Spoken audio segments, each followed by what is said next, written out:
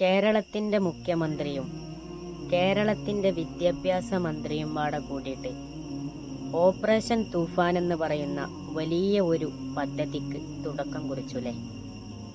എന്താണ് അതുകൊണ്ട് ഉദ്ദേശിക്കുന്നത്?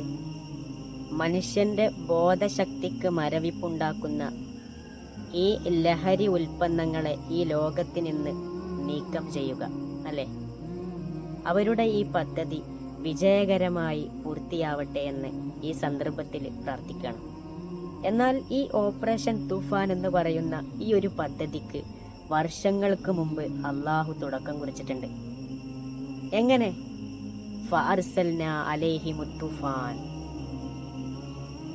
നൂഹ് നബിയുടെ ജനത അക്രമങ്ങളിലേക്കും അരാജകത്വത്തിലേക്കും തെന്നിമാറിയപ്പോൾ അള്ളാഹു പറഞ്ഞു, നൂഹേ, നീ ഒരു കപ്പലുണ്ടാക്കണമെന്ന്.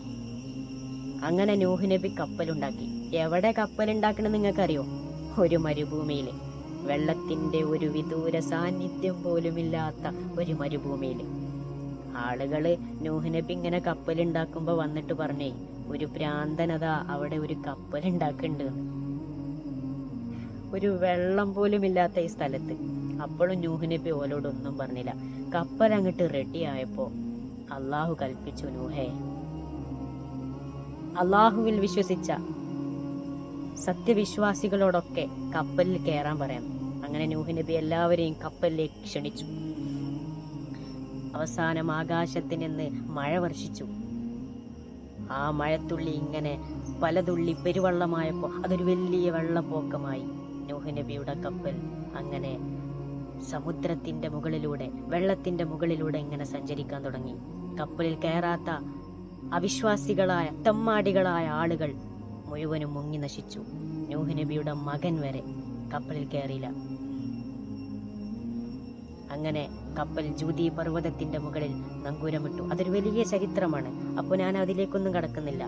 അള്ളാഹു വർഷങ്ങൾക്ക് മുമ്പ് ഒരു തുഫാൻ ഇറക്കിയിട്ട് തെമ്മാടികളെ മുഴുവനും, അക്രമങ്ങളെ മുഴുവനും, അരാജകത്വത്തെ മുഴുവനും തുടച്ച് നീക്കം ചെയ്തതുപോലെ ഈ ഒരു സർക്കാർ കൊണ്ടുവന്നിട്ടുള്ള ഈ ഒരു പദ്ധതി അത് വിജയകരമായി പൂർത്തിയാവട്ടെ എന്ന് പ്രാർത്ഥിച്ചുകൊണ്ട് ഈ ഭൂമിയിലുള്ള, ഈ ലോകത്തുള്ള ഒരു ചെറിയ ഒരു പെട്ടിക്കടയിൽ പോലും ഒരു കുറ്റി ബീഡി പോലും കിട്ടരുതേ എന്ന് ആഗ്രഹിച്ചുകൊണ്ട് ആ ഒരു രീതിയിൽ ഈ ലഹരി ഉൽപ്പന്നങ്ങളെ പുതിയ സർക്കാരിന് ഈ ലോകത്ത് നിന്ന് നീക്കം ചെയ്യാൻ കഴിയട്ടെ എന്ന് ഈ ഒരു സന്ദർഭത്തിൽ പ്രാർത്ഥിച്ചുകൊണ്ട് ഞാൻ അവസാനിപ്പിക്കും.